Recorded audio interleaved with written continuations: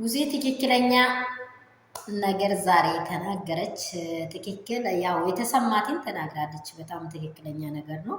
እንግዲህ እሷ ሲጀመርም በሄርሜላ በሚሆነው ነገር በጣም ነው የሚቆረቁራት። ይህን ሁሉ ጊዜ እናውቀዋለን።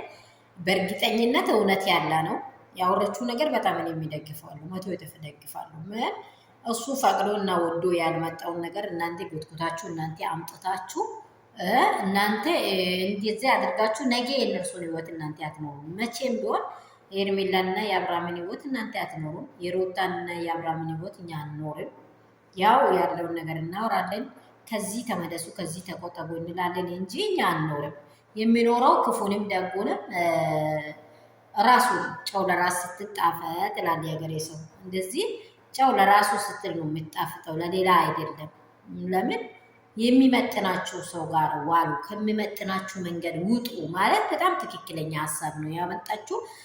ሰላም ሰላም የኔ ቤተሰብ እንደምን አላችሁ? ሁሉ ሰላም ነው እኔ ጋር እግዚአብሔር ይመስገን። እናንተ እንዴት አላችሁ? ሁሉ ሰላም፣ ሁሉ በጎ፣ ጌታ ክብሩን ይውሰድ። እኔ ጋር ሁሉ ሰላም ነው። በጣም ደስ የሚል ነገር ነው። ምክርሽን ተቀብለናል። በጣም አሪፍ ነው። አቤላ የሰራው ሴራ በጣም ትክክል አይደለም። የምር ማይጠበቅ ነገር ነው የሰራው። ምክንያቱም እሱ እንግዲህ ከጀርባ የእሱን እጅ እያሳቀፈው አብርሃም ያልነካውን ከሆነ አብርሃም ያልወደደው ከሆነ ያን የሄርሜላና የአብርሃምን ህይወት አቤላ አይኖርም። ይህ በጣም ትልቅ ስህተት ነው። ደንሳል ዓለም ሁሉ ያያል። የተደበቀ ነገር አይደለም።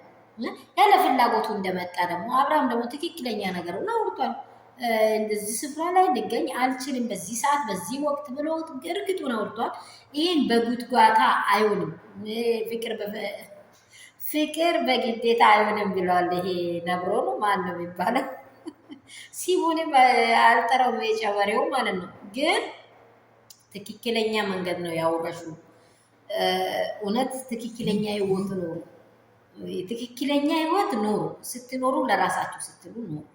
የምር ነው። በቃ ሴቶች በጣም እየቀለላችሁ በጣም እየወረዳችሁ ነው። ትክክለኛ ህይወት ኑሩ እያለች ነው።